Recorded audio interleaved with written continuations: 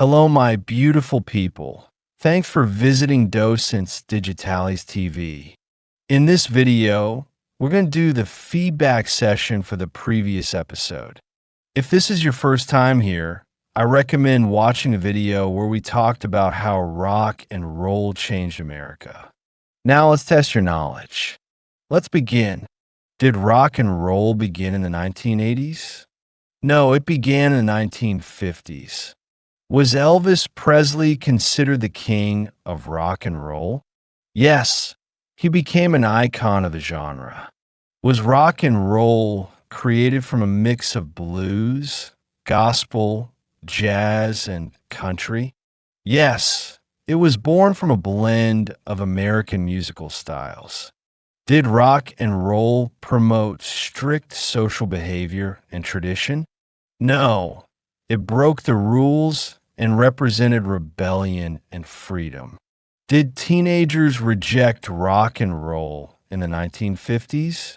No, teenagers embraced it and made it popular.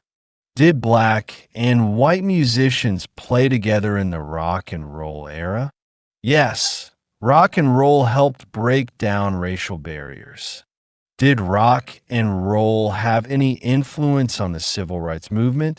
Yes, it brought people together and supported social change. Were the Beatles and the Rolling Stones part of the 1950s rock and roll scene? No, they rose to fame in the 1960s. Did rock and roll influence only music and nothing else?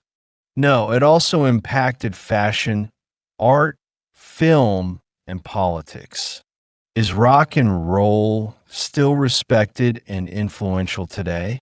Yes, it continues to inspire artists and fans around the world. Watch this feedback video again to reinforce everything you've learned. And make sure to subscribe so you're always ready for the next episode in this amazing series about English and American culture. See you in the next adventure.